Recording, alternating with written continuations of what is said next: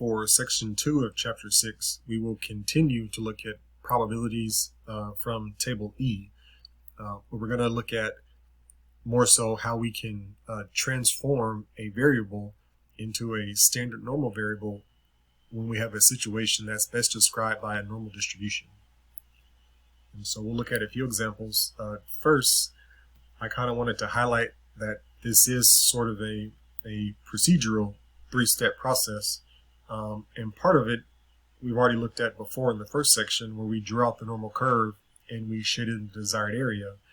But for the problems in section 2, they're going to be more application or more word problem like. So you're going to have to know how to convert a particular value to a z-score using the z-score formula, and then we would look at the corresponding table, and then later I'll even show you how you can find it in the calculator or using Desmos as well. So for our first example here, we're actually going to find 3 different probabilities. So this problem is about heart rates. It says for a certain group of individuals, the average heart rate is 72 beats per minute. So immediately that is our mu for our formula, 72 BPM. And it says assume the variable is normally distributed. And so that wording there, that's what we need, and that tells me that I can draw the bell curve. As long as the problem says it's normally distributed, then we're good. That means I can draw this distribution, and I can use the information provided to create a normal distribution and then also a standard normal distribution. The standard deviation is 3 beats per minute, so that's my sigma. And if a subject is to be selected at random, find the probability that the person has the following heart rate. And the first one we're going to look at is what's the probability that their heart rate is between 68 and 74 beats per minute. So our probability statement is not going to be different than what we've looked at before in previous section, right? It's still probability, so it has the P, and what is on the inside of this is our event. So more or less, it's no different how we look at the probability, and just how we find it is different. That last example in the section 1 video talked about probability, and more or less we treat it the same as if we were just finding the area under the curve, because the normal distribution is also a probability distribution as well. What we can do, however, what we didn't get a chance to talk about, is I can actually take the average of 72 beats per minute, and I can take the standard deviation of 3 beats per minute, and I can construct a normal distribution.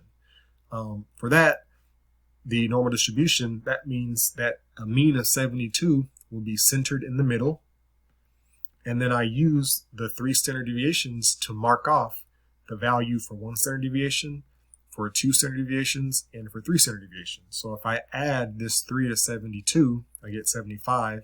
So anybody whose heart rate is 75 is within 1 standard deviation of the average. And then anyone's heart rate who's 78 is within 2 standard deviations.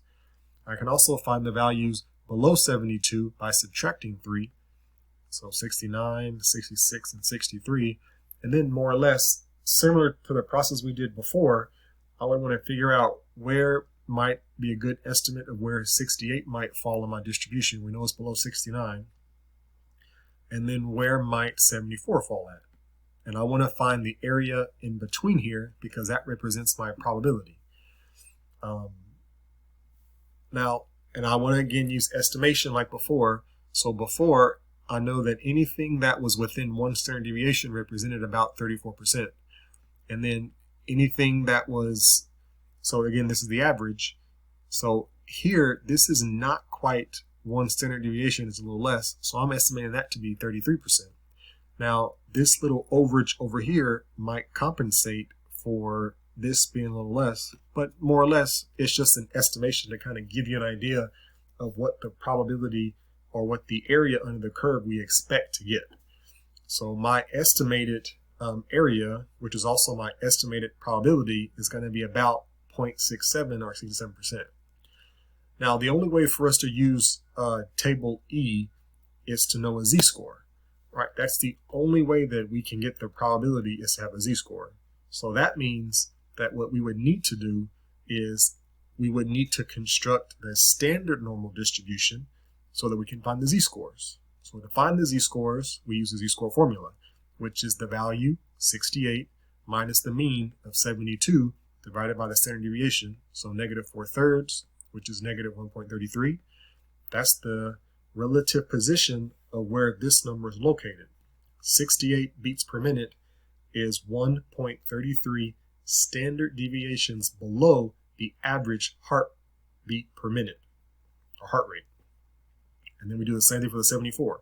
74 minus 72 divided by 3, 2/3, which is 0.67.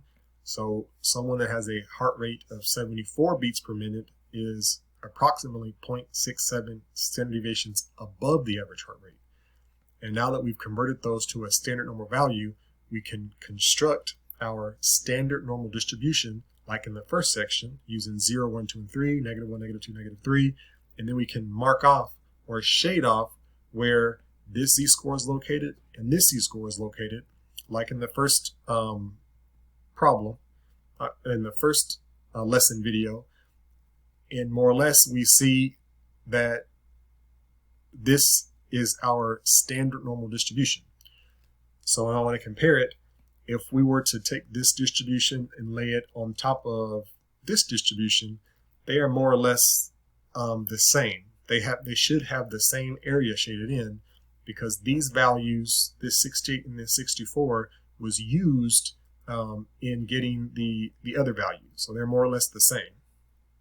And then we want to talk about how we can find the probability, this answer that we have here.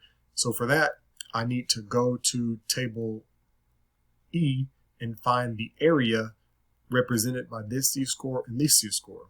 We know from the first lesson video that anytime we want the area between two z-scores or between two values, we're going to be subtracting. So, and this is going to be a little review on how we utilize table E. So I want to make sure that I can go here in table E. I want to find negative 1.33. So if I scroll down a little bit, here's negative 1.3, and this would be 0, 1, 2, and 3. So 0.0198, which is what is the number that I have here. That's the area to the left. That would represent the area in the white here. And then for 2/3 or 0.67, if I go to 0.67, here's 0.6, and then 7 is here. So 0.7486. I go back. That's the area to the left. So that's the orange plus the white. So the probability, or the area between those two z-scores, would be the difference.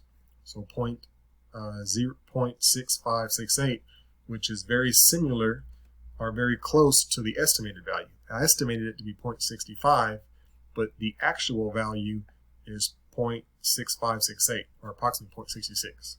So there's a 66% chance that a randomly selected person's heart rate would be between 68 and 64 beats per minute.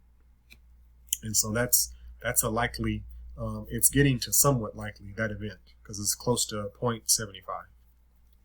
All right, let's look at another example of transforming a value into a z-score and then using that z-score to find the probability of this event. So now we look at the probability that the heart rate is higher than 70. So P probability, X is the event. In this case, the event is that the heart rate is higher than 70 beats per minute. And so in order for us to do this, we need to convert that into a z-score. So 70 minus 72 divided by 3, negative 2/3, negative 0.67. We draw out our distribution, our standard normal distribution. We always go to the standard normal distribution because we can only use a standard normal distribution with table E. We have to have the z-score. I won't be able to use this 70 and table E at the same time. That 70 has to be converted first. And now I know that I want anything higher, so that's to the right. And because that's to the right, when I go back to my table now, so when I find negative 0.67, so here's negative 0.6 and then 0, 1, 2, 3, 4, 5, 6, 7. this value, 0.2514, is to the left of that number. If I look at what I've shaded in, it looks like we've shaded in a lot more than 25%. And again, we can even use estimation too. So I know that I mentioned that in the previous lesson, but we can use estimation, and I will in a moment. So to find the area in the green, we have to remember that we look at 100% of the distribution. That's the area under the entire curve, and we subtract out what we don't want. We don't want the area in the white. So if I subtract that out, we get a probability or an area of 0.7486. And again, utilizing estimation, we know that this portion is 50%, right? The upper half is 50%, and then from 0 to -1 is 34%. So this is not quite at -1, so it's safe to assume that this is a reasonable value, because even if we went all the way up to 1, that would give us 84%. And this is less than 84% because the line is not quite at the 1. So we have a reasonable value there. So this is the information or the practice that you did in the first unit, or not the first unit, the first section, which is a lot of practice using z-scores and table E. Now in the second section, you have to find the z-score and then use table E. So now we're looking at it more, how can we apply the normal distribution? Look at different normal models. So for our third example, the probability that the person's heart rate is less than 75 beats per minute. So again, we want to convert this to a z-score. 75 minus 72 divided by 3, so that's 1. This person is 1 standard deviation above average. And so we want anything less than that. And we can certainly estimate this and be very close, because we know anything that's from 0 and less is 50%, and anything between 0 and 1 is about 34%. So we would expect to get something around 84% when we look at the probability. So if I go to my table E and I find positive 1 for a z-score, which is here, is 0.8413. And because the area I want is already to the left, I don't have to do anything. I use that value exactly, and so that would be the area that I'm looking at. And again, with estimation, we see that's pretty darn close, because this is 50 and that's 34. The table is just a little more accurate than the estimate. So this would be the likeliness that somebody, a randomly selected subject, their heart rate is less than 75 beats per minute. So we can also use a normal curve, or we can use the concept of that same process of finding the z-score first and also finding a data value. So again, this is just a kind of a step-by-step approach. We want to look at how we can find data values for specific probabilities. So now you'll be given the probability, or you'll be given the area under the curve, and you want to be able to find what data value does that represent. So the first step is always, can you draw the normal curve? Can you shade the desired area that represents the probability, or the proportion, or the percentile? And then, can you find the z-score, or the z-value from the table that corresponds to the area that you just shaded? And then finally, can you take that information and calculate the value of x by using this formula? This formula was derived from the z-score formula. We just solve for x, and then we get this formula. So for this part of section 2, we're looking for the value of x based on a certain z-score, which is based on the area under the curve or the probability times the standard deviation plus the average value. And so we'll look through that process for a few examples as well, like before. So for this problem, it says cost of personal computers. The average price of a personal computer, or PC, is $949. That value is our population mean. It's mu. If computer prices are approximately normal, well, that tells me that I can draw the normal distribution. It says, what is the probability that a randomly selected PC costs more than $1,200? So that's the first question. And then the second question is, the least expensive 10% of personal computers cost less than what amount? So the first question is what we looked at before when we first started this section, just can you convert to a z-score? Can you take that z-score and find the probability? So we'll do that one.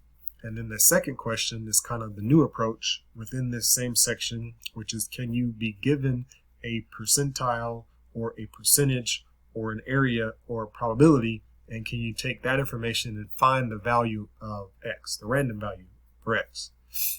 So for the first one, we want the probability that a randomly selected computer is more than $1,200. That means we got to convert that to a z-score. 1,200 minus 949 divided by 100, and we get 251 divided by 100, which is 2.51. Shade the normal distribution. And since we want more than, we want the area to the right. So when I go to my table E here, and I find 2.5, so here's 2.5, this is 0, and then 1.9940. It doesn't really look like that I shaded in 99% of the graph. It's because that's the area to the left. So that 0.9940 is the area in the white, and if I want to find the area in the blue, I'm going to have to subtract that number from 1, and that would be the area in the blue. So approximately 0.6% of computers, or approximately there's a 0.6% chance that a randomly selected computer from this distribution would cost more than $1,200, given the information that we know, which is the average price of a PC and the standard deviation. So that's a very unlikely event, very, very small chance that would happen. For the second question, however, this was a little different. It says the least expensive 10% of personal computers cost less than one amount. So we have to kind of think about, well, what does that 10% means? We're finding a value now. Instead of finding a probability, we're finding a particular value. So it's almost like we're looking for this 1,200 number. So now we want to use this.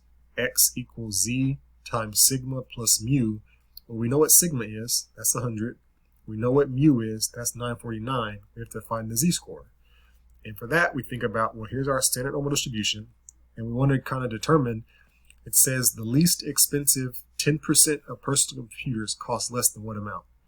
So we think about that 10% would be 10% of the area, and where is that 10% going to be located in our distribution? Well, since it's the least expensive and we're looking for what number costs less than that, it's a good assumption to see that that 10% would represent the lower part of the distribution.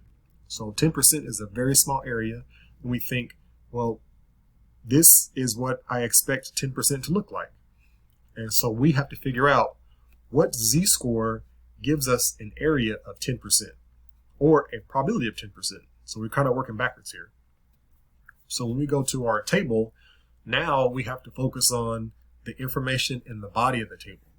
I want to determine what z-score gives me an area of 10%. And so here, this is 9.2%, 9.3%. Here's 10.2%, 10.38%. You want to find the number closest to 10%. And the number closest to 10% is this value, 0.1003. That's 10.03%. This one is further away than this is from 10%, and this one's lower. So this is the closest to 10% that we can get. And that z-score is negative 1.2 and then 8. If I go up to the top of this column, it's going to be an 8 up here. So that's the z-score that represents an area of 10% in the lower half. So now that I know my z-score is negative 1.28, I just substituted my known information. The value of x, which is what we're trying to find, equals negative 1.28 times 100 plus 949, and that will give me the amount that the 10% of the computers cost less than that amount. So that is $821. So 10% of the computers cost less than $821. And this would be the same problem as saying, what is the probability that a randomly selected computer would cost less than $821? Well, you would do 821 minus 949 divided by 100. That would give you a z-score, and that z-score should be negative 1.28, and then you would look in table E and you're like, oh, 10%. So now we're just working backwards to figure out what that value is. So let's look at another example. So for our last example, it has two parts, just like the other one did. It says the average length of a hospital stay for all diagnoses is 4.8 days. So that represents our mu, 4.8 days. It says if we assume that the lengths of hospital stays are normally distributed with a variance of 2.1, so we have to make sure we pay very careful attention to the wording. It's telling us that the variance is 2.1, and we know variance is sigma squared, but we want the standard deviation. So if we're going to get the standard deviation, we have to square root 2.1, and that means my standard deviation is actually 1.45. So if we had used 2.1 in the calculation of the value, it will be incorrect because that's not the standard deviation, that's the variance. Then it says then 10% of the hospital stays are longer than how many days, and then 30% of hospital stays are less than how many days. So we have to find two different values here. One, a value that represents the 10% cutoff for the top 10% stays, and then the bottom 30%. So for that one, again, we still use the same formula, x equals z times sigma plus mu. We know sigma, 1.45. We know mu, 4.8. We just need to figure out what our z-score is. So if we look at this as it's 10% of the hospital stays are longer than how many days, so we want to figure out, this is the upper 10%. So that tells us that we know to figure out, well, what z-score is that? And we really already had figured that out in the previous problem, right? We already knew what that value was, but still, just to kind of reiterate, when I go to the table and I look for 10%, it gives me a negative z-score. It gives me negative 1.28. And hopefully, if you draw the distribution, that sends a red flag because this z-score is above 0 and it can't be negative. So we can do this one of two ways. We can look for 10% and then just know that I really need a positive number and not a negative number, so this is positive 1.28. Or we have to keep in mind that the values in the table are always to the left. And so if I want the upper 10%, really in table E, that means I'm looking for 90% or 0.90 in the table, the number closest to 0.90. And that represents the bottom 90%. So when I go back to my table and I look in the body here, I'm looking for the number closest to 0.90 in the body of the table, because again, we're given the area, and that number would be here, 0.8997. That's the closest number to 0.90. This 0.9015 is 0.0015 more than 0.90, and this 0.8997 is 0.003 less than 0.90, so it's closest. And its z-score is 1.2 and then 8, which it should be that because the 10% number, which is below, is negative 1.28. And remember, the distribution is symmetrical, so this would have to be positive 1.28. So that's my z-score. And then we can just substitute that into the formula. So x equals 1.28 times our 1.45 plus the 4.8, and we get approximately 6.656 or 6.7 days. So anyone that's in the hospital 6.7 days or more, they're in the upper 10% of hospital stays. And for the second part of this example, so the 30% of stays are less than how many days. So we look at still same formula for value, x equals z-score that we need to find based on 30% times sigma plus mu. Mark off 30% of the distribution.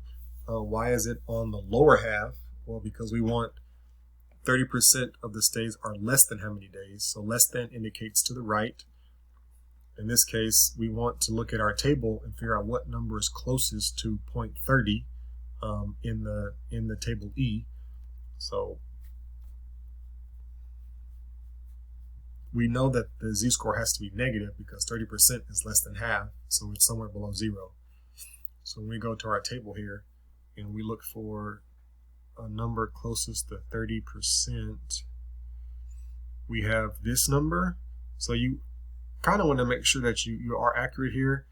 Well, if you go with it has to be 0.30, then this is definitely closer than this one. Really, it's between these two numbers. This number is 0.0015 away from 0.30, and this number is 0.0019 away. So this is actually closer, the 0.3015, which has a z-score of negative 0.52.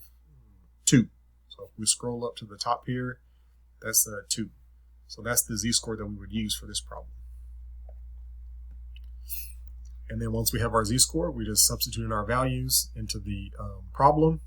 So negative 0.52 times, again, we have to square root the variance, 1.45 plus 4.8, and we get 4.046, which is approximately 4 days. So if someone is in the hospital for 4 days or less, they are in the lower 30% of the hospital stays. And so 6.2 is we're applying, or we're using the normal distribution to not only continue to find probability, but we have to convert values to a z-score and then use table E. And then also in 6.2, you are given a percentage which represents either a probability or the area under the curve, and you want to find that from the table as a z-score and then utilize that as well as other information to find the value.